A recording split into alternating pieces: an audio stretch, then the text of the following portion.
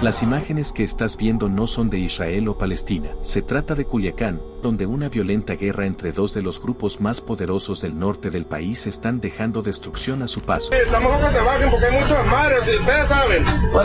La traición que llevó a la captura de uno de los capos más importantes ha provocado una alza en la violencia que solo se había visto desde el sexenio de Felipe Calderón. Hoy, quiero contarte lo que se sabe hasta ahora de esta situación y cómo la traición de uno de estos grupos ha desatado el caos y terror en uno de los estados donde el narcotráfico parece reinar. Toda esta información la puedes encontrar aquí en YouTube o simplemente buscando en Google. Sin más que agregar, bienvenido a un nuevo video. Desafortunadamente Sinaloa se encuentra sufriendo las consecuencias de una traición por parte de los Chapitos hacia el Mayo Zambada, quienes de acuerdo a informes y entrevistas lo entregaron a las autoridades de Estados Unidos bajo el engaño de una reunión privada. Pese al despliegue de elementos de la Guardia Nacional y la Secretaría de la Defensa Nacional, se continúan registrando enfrentamientos, narcobloqueos y asesinatos, lo que ha provocado el cierre temporal de negocios y la suspensión de clases en varios municipios. Hasta ahora esta guerra entre los Chapitos y la Malliza ha dejado 34 muertos, entre los cuales también se encuentran elementos de la Guardia Nacional que han caído por ataques directos. A pesar de toda esta ola de violencia que azota al Estado, el odio entre ambas familias no era así. La amistad entre el Chapo y el Mayo Zambada es una de las más populares en la historia del narcotráfico en México, a pesar de lo que se vive hoy en día. Alguna vez protagonizaron una relación basada en el negocio de la droga que llegó a niveles de compadrazgo. Tras la caída del cartel de Guadalajara que dejó un vacío en el mundo del narco en México, varias facciones se fueron creando. Entre ellas, la de Ismael Zambada García, conocido como El Mayo, que emergió como líder indiscutible en la región de Sinaloa. Fue aquí donde se comenzaba a formar lo que hoy conocemos como el Cartel de Sinaloa, en el que pronto se uniría un joven de Badiraguato al que conocían como el Chapo. Ambos lograrían incrementar la fuerza del cartel, expandiendo su territorio hasta convertirse en uno de los más influyentes del país. Sin embargo, fue tras la primer captura del Chapo que la alianza y amistad entre ambos se fortalecería, puesto que el Mayo sería una pieza clave para que pudiera escapar y comenzar con nuevas rutas de trasiego a Estados Unidos, convirtiendo al cartel de Sinaloa en uno de los más poderosos del país. El Mayo no era el único que había ayudado a la fuga del Chapo, existía otra pieza importante en la operación. Se trataba de Dámaso López, quien en la década de 1990 trabajaba como subdirector de seguridad del penal de máxima seguridad de Puente Grande. Su ayuda fue clave para que se pudiera lograr el escape de Joaquín Guzmán, por lo que fue recompensado con creces convirtiéndolo en un miembro importante del cartel de Sinaloa. Sin embargo, después de años de colaboración todo estaba a punto de cambiar tras la segunda captura del Chapo en 2016. Después de esta segunda captura, se creía que Dámaso López quedaría en el lugar del Chapo, pero no contaba con que sus herederos ya estaban listos para reclamar el vacío que dejaba su padre, por lo que las tensiones entre ambas familias comenzaban a intensificarse. Iván Archibaldo y Jesús Guzmán Salazar, a quienes todos conocían como los Chapitos, comenzaron a reclamar su posición en el grupo criminal. El punto de quiebre sucedió cuando los Chapitos fueron secuestrados en Puerto Vallarta por parte del cartel Jalisco Nueva Generación. Después de su liberación comenzó a correr el rumor que el Mini Lic los había entregado, acusando a la familia Dámaso de traición y comenzando así una fractura en la organización. Fue en 2017 cuando Dámaso López fue capturado por parte de las autoridades mexicanas y extraditado a Estados Unidos. Solo pasaría un tiempo para que su hijo el Mini Lic se entregara voluntariamente y así ambos convertirse en testigos protegidos. Esto consolidó el poder de los Chapitos, quienes rápidamente comenzaron a controlar todo el negocio de su padre e iniciar con sus propias operaciones como la fabricación y venta de fentanilo, lo que les dejaría sumas multimillonarias para fortalecer su poder. Sin la intervención de los Dámaso López, los Chapitos ya habían logrado establecerse como una fuerza poderosa dentro del cartel de Sinaloa. Joaquín Guzmán escaparía por tercera y última vez de prisión, pero esto solo lo convirtió en uno de los hombres más buscados del mundo, por lo que solo era cuestión de tiempo para que las autoridades dieran con su paradero, y así fue.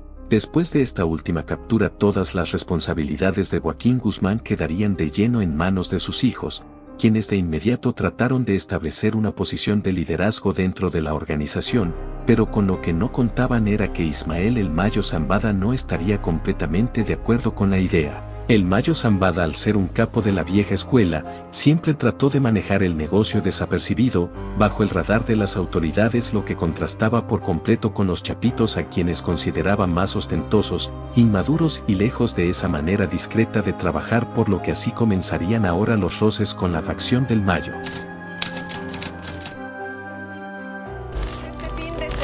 A unos días de la inesperada detención en Estados Unidos de Joaquín Guzmán López, el hijo del Chapo, e Ismael El Mayo Zambada, este último publicó mediante su defensa una carta donde relata por primera vez cómo fue que quedó tras las rejas en El Paso, Texas.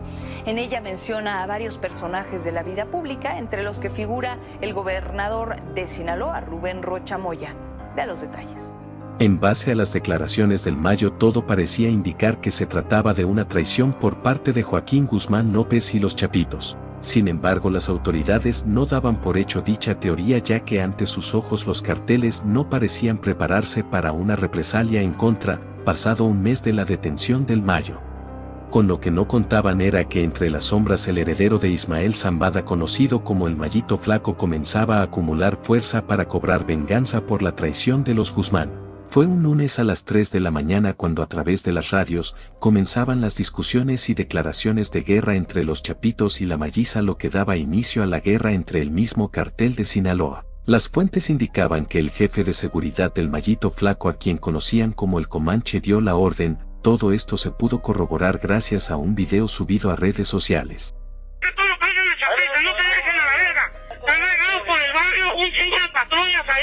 Todos los que tengan patrullas, todos bien pendientes para agruparlos a la vez y pegarles en su madre. Aquí tengo la orden, a partir de su madre se vuelven putos a la vez. De acuerdo a informes, el Mayito Flaco habría cerrado filas con otros líderes del cártel, como Isidro Mesa Flores, que tiene presencia en los municipios de Sinaloa, Guasave y la ciudad de Los Mochis, en Ahome. En el sur, con los rusos, una célula criminal leal a Zambada, comandada por Juan José Ponce Félix, el ruso, con quien estaría cerrando la pinza para acorralar a los chapitos en la capital sinaloense. A pesar de los diferentes reportes, parecería que las autoridades no tienen nada de idea de qué es lo que está sucediendo entre las dos facciones del cartel de Sinaloa, lo que simplemente da hincapié que la violencia no parará pronto. Sinaloa lleva una semana en la que han sido registradas diversas acciones violentas que van desde homicidios, privaciones de la libertad, bloques y robo de vehículos. Ante este escenario, un comandante militar dijo a medios que la seguridad en la entidad no depende de los miembros del ejército, sino de los grupos rivales, lo que hace aún más preocupante la situación. En la conferencia, el comandante de la Tercera Región Militar, Francisco Jesús Leana Ojeda, dijo que el fin de esta ola de violencia no depende de las autoridades, depende de los criminales. La gente pregunta, ¿cuándo regresaremos nuevamente a la normalidad? Queremos que sea lo más rápidamente posible, pero no depende de nosotros. Depende de los grupos antagónicos que dejen de hacer su confrontación entre ellos. No depende de nosotros. Depende de los grupos antagónicos que dejen de hacer su confrontación entre ellos y que estén dejando a la población en paz. Depende de estos grupos delincuenciales. Depende de ellos son los que quieren hacer las agresiones y son los que están cobrando vidas. Hasta ahora diferentes ciudades siguen paralizadas, lo que ha provocado desabasto en algunos centros comerciales del estado. Por lo pronto todos están a la expectativa que la violencia en el estado se acabe para poder continuar con sus vidas de manera pacífica. Ya por último te recomiendo el canal de Grillonautas, quienes lograron una entrevista con uno de los líderes de la Malliza, quien explica la traición por parte de los chapitos de manera más detallada. Si este video te gustó, regálame un like y compártelo con tus amigos y familiares para que entiendan un poco de cómo es que Culiacán se encuentra asediado por el narco. Sin más, gracias por ver y hasta luego.